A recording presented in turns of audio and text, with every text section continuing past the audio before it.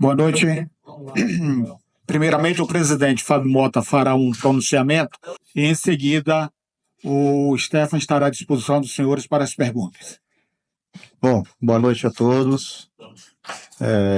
Eu não costumo fazer isso, nunca fiz. Em 2 anos e 6 meses de presidente do Vitória, nunca vi sequer uma coletiva, mas hoje acho que passou de todos os limites. Eu acho que o que está acontecendo com a arbitragem brasileira, especificamente com o Vitória, é uma vergonha. Nós fomos prejudicados contra o Botafogo, no gol anulado, sem sentido. Fomos prejudicados contra o Corinthians, onde o VAR chama e o cidadão não expulsa o jogador do Corinthians. E hoje um escândalo, em todos os termos. Não estou discutindo que o Cruzeiro poderia já ter empatado o jogo. Acho até que o Cruzeiro merecia já ter empatado o jogo. Mas não precisa empatar dessa forma que foi empatada. Tá nítido, tá claro. Que não é fácil você brigar no Campeonato Brasileiro da forma que a gente está brigando. A gente faz um esforço fenomenal, monstruoso, para enfrentar de igual para igual um time como esse, com investimento de mais de 200 milhões, com a folha de quase 30 milhões, certo? Não precisava, o Cruzeiro não precisa disso, certo? E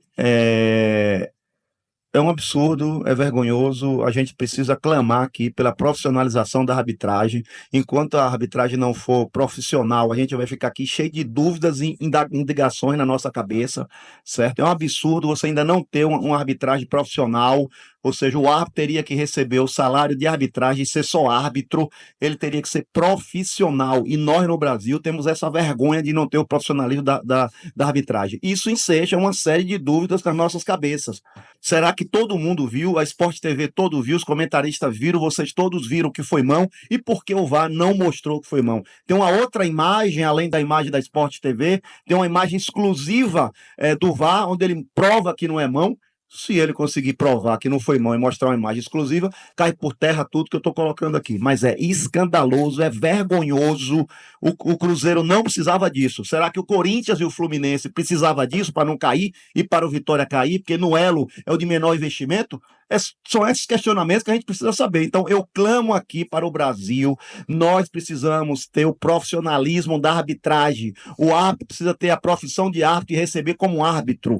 Não fazer da arbitragem um bico. O cara tem uma outra profissão, vem para cá para ser um bico. Então, para mim, eu acho que isso, o maior erro vem daí. Enquanto a gente não profissionalizar a arbitragem do Brasil, nós vamos ficar passando por isso, vamos ficar aqui cheio de questionamentos. Passar pelo momento vergonhoso, o esforço que a gente fez de jogar de igual para igual com o investimento que tem o Cruzeiro e sair daqui completamente prejudicado. Ou seja, os 2 pontos não vão voltar, nós vamos fazer a representação, assim como representamos no último jogo, assim como representamos contra o Botafogo, assim como representamos tantos e outros jogos. No máximo vão responder que a gente tem razão, mas os pontos não voltam. E o prejuízo fica do clube, que faz um esforço fenomenal, certo? E passa por isso. Então, é vergonhosa a arbitragem do Brasil. Nós estamos vivendo uma crise histórica da arbitragem do Brasil. A arbitragem do Brasil está vivendo seu pior momento desde quando se fundou a arbitragem no Brasil. Não é um erro só contra o Vitória, é um erro contra muitos e muitos. E eu clamo pela profissionalização. Vamos parar tudo, vamos profissionalizar a arbitragem. O árbitro precisa ter profissão de árbitro e receber como árbitro. Não ele fazer da arbitragem um bico para colocar dúvida na cabeça de todos nós. Porque não é possível que o Brasil todo viu que a bola foi mão e o VAR não consegue enxergar que a bola foi mão. Muito obrigado a todos. Desculpem, não tinha por que estar aqui hoje fazendo esse pronunciamento. Deixo o Stefano aqui com vocês. Stefano, boa noite. Thiago Tolentino, do Bahia Notícias. Eu queria primeiro que você analisasse a partida como um todo e também respondesse sobre o mental da equipe, como é que fica para agora, após passar por expulsão no primeiro tempo, até após fazer uma boa atuação. E também esse empate, né, com o Lance Valembe. Uma pergunta só. Tá, então pode... Pelo jogo? Tá. Bom, boa noite. Boa noite, todo mundo. Eu acho que em relação ao jogo, acho que eu posso destacar aqui de ponto positivo, acho que foi o desempenho dos jogadores para a gente ter ficado com um a menos muito cedo. Os jogadores correram bastante. Nós não queríamos que viesse aqui com esse empate, até pelo tanto que a gente guerreou lá dentro de campo, mas acaba tendo essa certa dificuldade. Então eu levanto aqui a questão dos atletas terem corrido, é o nosso segundo turno, que a gente vem batendo muito nessa tecla, que desses 4 jogos nós estamos com 2 vitórias, 1 derrota e 1 empate, então um aproveitamento bom, e da última vez que eu vim aqui eu falei a respeito disso, que a gente precisa que esse nosso segundo turno seja melhor que o nosso primeiro, então é isso que fica. Claro que fica um chateamento, que a gente sabe que se estivesse ali com 11-11, com essa equipe do Cruzeiro, que a gente já tinha feito no começo do jogo, nós iríamos conseguir mais, e era esse o sentimento dos atletas, e acabou que aconteceu o empate, tem todo esse lance polêmico que o presidente aqui já falou, a gente acaba ficando chateado, porque todo mundo aqui que acompanhou a partida viu como foi, que se realmente tivesse sido chamado, se a imagem tivesse sido passada, ia mostrar o toque de mão, e posso até falar também do empurrão no Léo, que não foi um empurrão normal, não foi um empurrão qualquer, desestabiliza o jogador e ele não consegue disputar a bola, mas enfim, isso vai caber àqueles que têm que falar sobre isso, que têm que responder, que muitas das vezes não respondem, né? E fica isso, nossa retomada de segundo turno, e que a gente vá. O mental dos atletas, como você perguntou, os jogadores são muito focados, eles sabem aquilo que vem sendo feito dentro de campo, aquilo que vem feito na semana, e a gente vai com a cabeça muito boa para enfrentar o São Paulo lá no Morumbis e conseguir sair de lá com resultado favorável. Stefano, boa noite. Vinícius Spina da Metrópole FM. Nós, como profissionais, também estamos sentindo a mesma situação que você por conta do que aconteceu hoje.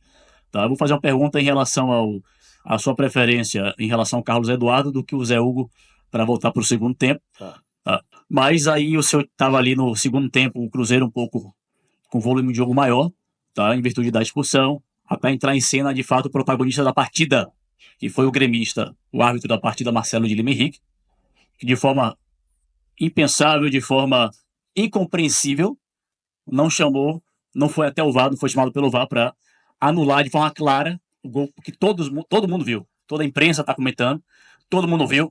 E a pergunta que a gente se faz é o seguinte, depois o senhor respondeu o que eu te perguntei. O que está acontecendo, né? O Vitória precisa falar com quem? Precisa conversar com quem para ter uma arbitragem simplesmente justa? Essa pergunta que a gente se faz aqui. O Vitória precisa conversar com quem? O Vitória precisa se aliar com quem para ter simplesmente uma arbitragem justa no Brasil? Porque ao longo da história, quando a gente observa, os rebaixamentos do Vitória, normalmente ali 2018, 2010, sempre são de 1 a 3 pontos a diferença. E, pelo que o presidente falou ali, já foram quase 7 pontos por conta de lances muito claros, não são interpretativos, mas muito claros, e a palavra que eu uso são muito descarados, de verdade, esses lances, que deixa todos nós indignados. Então, a pergunta que eu faço para o senhor é a seguinte: por que o senhor preferiu o Carlos Eduardo e não o Zé Hugo? Tá certo. Acho que da arbitragem a gente já falou bastante, o presidente veio aqui, todo mundo viu o que aconteceu. Eu posso responder do jogo. Nós precisamos tirar o Alejandro no primeiro tempo.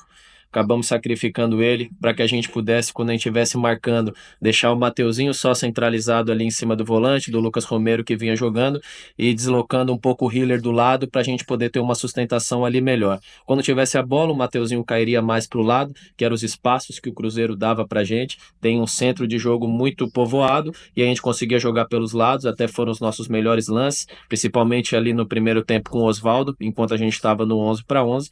E essa nossa volta ali do segundo tempo, nós pensamos em deixar o Mateuzinho onde ele já está habituado a jogar e onde ele vem sendo esse jogador muito importante para nós na direita, e o Carlos Eduardo, ao invés do Zé Hugo, era um cara que numa situação que a gente conseguisse ficar com a bola, o Zé é um cara de muito bola longa. A gente sabia que o Cruzeiro naturalmente ia empurrar a gente para perto da nossa área e a gente ia precisar de muitas bolas, muitos chutes para frente e não até mesmo lançamentos, e o Zé ia acabar ficar correndo ali nos 45 minutos do segundo tempo, de forma às vezes até não tão objetiva. E o Carlos é um cara que consegue sustentar um pouco mais a bola, foi por isso que a gente pensou nele, e o Zé Hugo, do decorrer da partida, que nós iríamos no segundo tempo sustentando a equipe do Cruzeiro, que a ideia não seria tomar esses 2 gols, a gente teria o Zé Hugo ali para conseguir ter mais essa saída nossa pelo lado, e foi até quando ele entrou.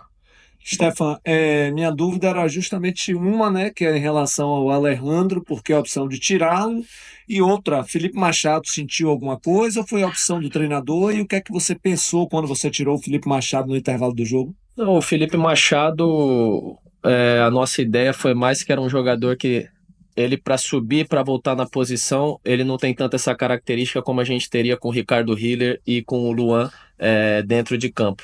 Então a nossa ideia de tirar ele é que a gente tivesse dois volantes que são mais posicionais ali na frente da área. O Machado é um cara que tem mais o jogo, mas essa contenção ele não entrega tanto quanto entregaria o Luan e o Hiller. Então foi por isso que a gente voltou dessa forma. Stefano, boa noite. O Vitória fez talvez o seu melhor primeiro tempo do Campeonato Brasileiro. Mas o Vitória também já fez outros jogos muito bons também. A pergunta que eu quero fazer para você é: o que fazer para manter esse nível de atuação em mais jogos consecutivos, sem alternar muito bons jogos e maus jogos? Bom, eu acho que isso hoje se atribui a gente ter ficado com a menos, que fica muito difícil, e eu exalto de novo os jogadores, o quão guerreiro eles foram até o final do jogo. E juntando a isso, nós já viemos aqui, o Thiago já veio aqui outras vezes falar, você falando que a gente fez outras boas partidas, e acabou que a gente não terminou com uma vitória e nem com empate, acabamos derrotados.